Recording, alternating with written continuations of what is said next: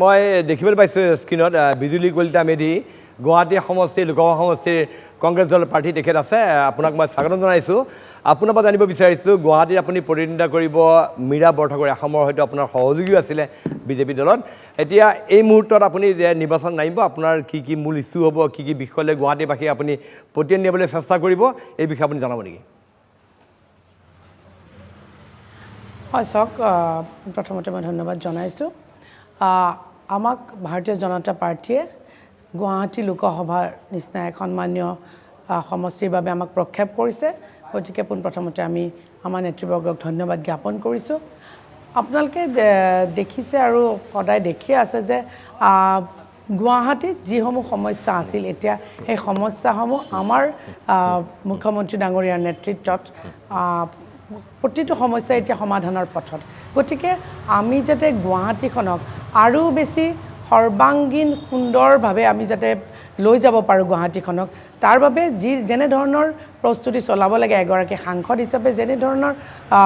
প্ৰক্ৰিয়া চলাব লাগে, আমি গোটেইখিনি কৰিবলৈ আমি আগবাঢ়িছোঁ। গুৱাহাটীত আপোনাৰ আমি দেখিবলৈ পাইছোঁ গুৱাহাটীৰ এটা বিশাল সমষ্টি, তাত আপোনাৰ এতিয়া 4টাকৈ কংগ্ৰেছৰ সমষ্টি কংগ্ৰেছৰ অধীনত আছে। গতিকে এটা এই বিশাল সমষ্টিত আপুনি আৰু কি ইছ্যুলৈ ভোটাৰ কাষ চাপিব, কোনবিলাক প্ৰসংগ আপুনি ভোটাৰ ক'ব বা কি কংগ্ৰেছ দলৰ কিবা ব্যৰ্থতাৰ কথা ক'ব, কিদৰে আপুনি আগবঢ়াৰ পৰিকল্পনা কৰিছে? চাওক, আজিৰ তাৰিখত আচলতে উন্নয়ন ইমান দ্ৰুতগতিত হৈছে। গতিকে এতিয়া ভাৰতীয় জনতা পাৰ্টীৰ প্ৰতি প্ৰতিগৰাকী ৰাইজ আকৃষ্ট হৈছে। আপোনালোকে দেখিছে যে দিনক দিনে, আজিও মই 2টাকৈ জইনিং প্ৰগ্ৰেম কৰিছোঁ, যে প্ৰতিগৰাকী ৰাইজ, প্ৰতিগৰাকী ভোটাৰ্ছে এতিয়া ভাৰতীয় জনতা পাৰ্টীৰ প্ৰতি আকৃষ্ট হৈছে। তেওঁলোক আমাৰ চৰকাৰে কৰি থকা উন্নয়নৰ প্ৰতি আকৃষ্ট হৈছে। গতিকে উন্নয়নে হ'ব আমাৰ মূল মন্ত্ৰ। গতিকে আমি যাতে আৰু বেছি উন্নয়ন কৰি আগবঢ়াই লৈ যাব পাৰোঁ, সমগ্ৰ ৰাজ্যখনৰ লগতে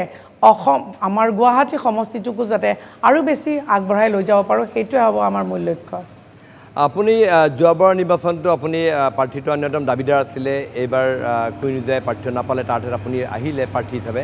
আৰু মীৰা বৰঠাকুৰ সাধাৰণতে টিভিত সহজে সততে আহি থকা এগৰাকী ব্যক্তি, মানুহে চিনি পায়। আপুনি টিভিত তেনেকৈ নোলায়, কিন্তু আপুনি নীৰৱে কাম কৰি গৈছে বিজেপিৰ হৈ পেলাই। এই কথাটো যে যিটো মুখ্য সেইটো লৈ পেলাই কিবা অসুবিধা হ'ব পাৰে নেকি আপোনাৰ? চাওক,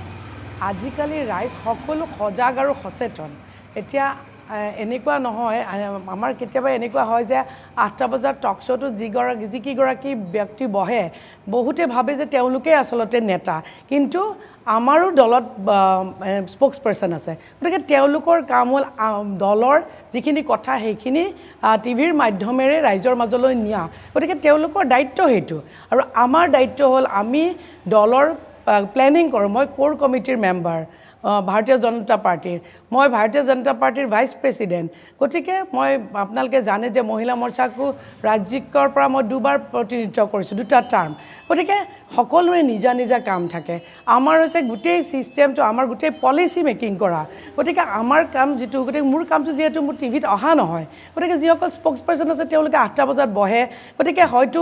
যিখিনি মানুহে দেখি থাকে তেওঁলোকে ভাবে তেওঁলোকেই মানে দলটোৰ মুখপাত্ৰসকলেই দলটোৰ গোটেইখিনি কৰে, কিন্তু সেইটো তেওঁলোকৰ দায়িত্ব। গতিকে ভাগে ভাগে দায়িত্ব থাকে। মোৰ দায়িত্ব যিহেতু মুখপাত্ৰ নাছিলে, গতিকে মুখপাত্ৰ হিচাপে আপোনালোকে হয়তো মোক বেছি টিভিত নেদেখিব পাৰে, কিন্তু সেই মানে এইটো নহয় যে আমি কাম নকৰোঁ বা আমি কাম কৰা নাই। যিসকল ৰাইজে মোক ফিল্ডত পায় তেওঁলোকে জানে যে ধুবুৰীৰ পৰা শদিয়ালৈ, মানে বৰাকৰ পৰা ব্ৰহ্মপুত্ৰলৈ, গতিকে 2টা ভেলীতে বা গোটেই অসমখনতে আমি কেনেকৈ ৰাইজৰ মাজত থাকোঁ, গ্ৰাছৰুটত কেনেকৈ কাম কৰিছোঁ, সেইটো আমি এতিয়া ঘূৰি আছোঁ। মই যেতিয়া 3খন জিলাৰে আমি প্ৰতিটো মণ্ডলে মণ্ডলে যেতিয়া ঘূৰিছোঁ, তাত ৰাইজক লগ পাইছোঁ, আমি মন্দিৰ বা ৰাজহুৱা অনুষ্ঠানবোৰত গৈছোঁ, তেতিয়া ৰাইজে আমাক কিমান মৰম আদৰ দিছে। গতিকে সেইখিনি চালে আপোনালোকে নিশ্চয় বুজি পাব যে গ্ৰাছৰুটত থকা আৰু টিভিত থকা এই 2টা কিন্তু বহুত পাৰ্থক্য আছে। হয়, আপুনি গুৱাহাটীৰ ডেপুটি মেয়ৰ আছিলে, বিজেপিৰ কোৰ কমিটিৰ আপুনি সদস্য, এগৰাকী গুৰুত্বপূৰ্ণ নেতা বিজেপিৰ। এই মুহূৰ্তত আপোনাক যদি সোধা হয় বিজুলী কলিতা মেধিক কিয় গুৱাহাটীৰ ৰাইজে ভোট দিব লাগে, কিয় মীৰা বৰঠাকুৰক ভোট দিব নালাগে, আপুনি কি ক'ব? নহয়, মই বেলেগৰ কথা মই নকওঁ, মই ক'ম যে মোক কিয় ভোট দিব লাগে। মই অন্যক কিয় ভোট দিব নালাগে সেইটো মই ক'ব নাযাওঁ মই ক'ম যে মোক কিয় ভোট দিব লাগে কাৰণ যেতিয়া মই গুৱাহাটী মিউনিচিপাল কৰ্পৰেশ্যনত আছিলোঁ তেতিয়া গুৱাহাটীবাসীয়ে যিখিনি অসুবিধা লৈ মোৰ ওচৰলৈ গৈছিল মই পাৰ্যমানে সেইখিনি ছল্ভ কৰিবলৈ চেষ্টা কৰিছিলোঁ আৰু এতিয়াও বহু মানুহ মোৰ ওচৰত আহিছে যে তেওঁলোকক কৰি থৈ দিয়া বহু উপকাৰ মানে তেওঁলোকক উপকাৰ বুলি মই নকওঁ তেওঁলোকক যিখিনি মই সহায় সহযোগিতা কৰিছিলোঁ তেওঁলোকে যিমানখিনি প্ৰব্লেমছ লৈ পেলাই মোৰ ওচৰত গৈছিলে আৰু মই তাক ছল্ভ কৰি দিছিলোঁ আৰু হয়তো মই তেতিয়া পাহৰিও গৈছোঁ কিন্তু আজি 10 বছৰ পিছত বা 7-8 বছৰ পিছত তেওঁলোকে আকৌ এতিয়া আহি পেলাই মোক যেতিয়া লগ ধৰিছে তেওঁলোকে মোক কৈছে যে বাইদেউ আমি এইখিনি অসুবিধা লৈ পেলাই আপোনাৰ ওচৰত গৈছিলোঁ গতিকে আপুনি খুব সুন্দৰভাৱে আমাৰ এই প্ৰব্লেমছখিনি ছল্ভ কৰি দিছিলে আৰু তেতিয়া মোৰ সঁচাকৈ মোৰ ভাল লাগিছে আচলতে যে হয় মই কৰি থোৱা কামখিনি যে আজি মই সেই মানুহখিনিক আজি মই লগ পাইছোঁ আৰু তেওঁলোকে মোক ইমান ধুনীয়াকৈ তেওঁলোকে মোক বিচাৰি আহি পেলাই কৈছে আৰু কেতিয়াবা এনেকুৱা হয় যে আমি দায়িত্বত আছিলোঁ গতিকে এইটো মোৰ মই যেতিয়া ডেপুটি মেয়ৰ হিচাপে মই দায়িত্ব লৈছিলোঁ এইটো মোৰ দায়িত্ব আৰু কৰ্তব্য বুলি পেলাই মই কৰি গৈছিলোঁ সেইখিনি কথা মই তেতিয়া মনত ৰখা নাছিলোঁ যে কাক ক'ত কেনেকৈ মই সহায় কৰিছিলোঁ কিন্তু যেতিয়া তেওঁলোক এতিয়া আহিছে আৰু তেওঁলোকে যেতিয়া কয় মোৰ এতিয়া এনেকুৱা ভাৱ হৈছে যে সঁচাকৈ আজি মোৰ এনেকুৱা ভাৱ হৈছে যে সঁচাই মই মোৰ দায়িত্বটো খুব সুচাৰুৰূপে পালন কৰিছিলোঁ আৰু আগন্তুক দিনতো আমাৰ যি দায়িত্ব থাকিব সেইখিনি আমি সজোৰে উত্থাপন কৰাৰ সেই সাহস আৰু সেই শক্তি মোৰ আছে কিন্তু সকলো সময়তে আচলতে কি জানে মই সকলো সময়তে খুব দাম্ভিকতাৰে কথা কোৱাটো সেইটো আচলতে মোৰ ব্যক্তিত্ব নহয় গতিকে কিন্তু সজোৰে প্ৰতিটো কথা উত্থাপন কৰাৰ সেই সাহস আৰু সেই শক্তিখিনি হয়তো মোৰ ওচৰত দেখা পাইছে কাৰণে আজি নেতৃত্বই মোক এনে ধৰণৰ এক সন্মানীয়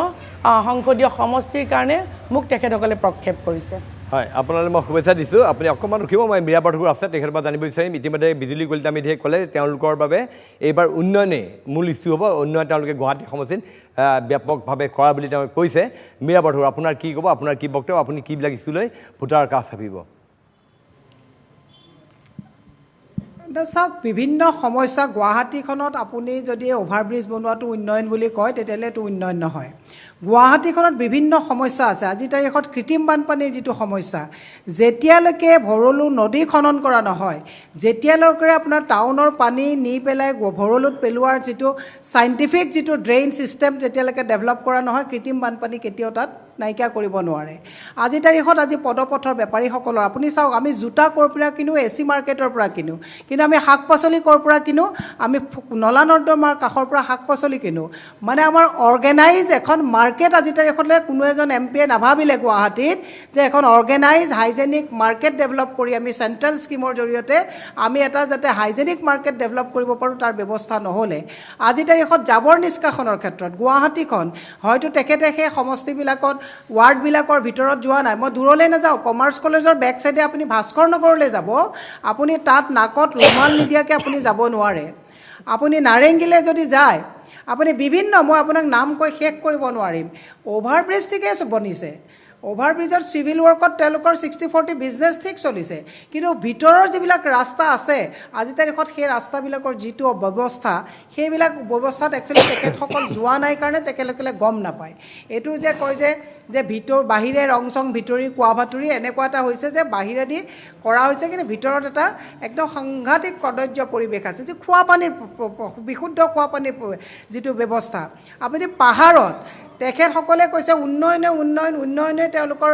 মানে এজেণ্ডা পাহাৰত 85,000 ফেমিলিয়ে নিদ্ৰাহৰণ হৈছে বসুন্ধৰাৰ যোগেদি পাহাৰৰ মানুহক ৰামঠগন দিয়া হ'ল আজি তাৰিখত চৰকাৰী মাটিৰ যিটো প্ৰিমিয়াম বৃদ্ধি কৰি 15 লাখ 45 লাখ 75 লাখলৈকে প্ৰিমিয়াম বৃদ্ধি কৰা হৈছে যিটো আমাৰ অসমীয়া গৰাখহনীয়া বানপানীত পীড়িত ভূমিহীন লোকসকলে দিবলৈ অপাৰগ আজি তাৰিখত যুৱ প্ৰজন্মৰ হাতত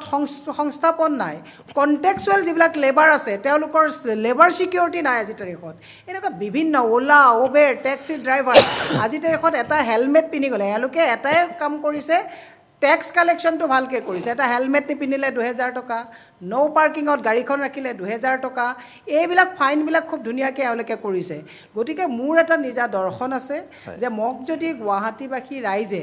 যদি জয়ী কৰাই সংসদলৈ পঠাই বলিষ্ঠভাৱে মই অসমৰ সমস্যাসমূহ কেৱল এগৰাকী সাংসদ এটা সমষ্টিৰ সাংসদ নহয় তেওঁ গোটেই আইন প্ৰণয়নত গোটেই অসমৰ সমস্যাবিলাক জাতি মাটি ভেটি জনগোষ্ঠী ভাষা সংস্কৃতিক আমাৰ যিবিলাক কালচাৰেল যিটো ডেভেলপমেণ্ট এই গোটেই কথাবিলাকক সজোৰে উত্থাপন কৰাটো এজন সংসদৰ দায়িত্ব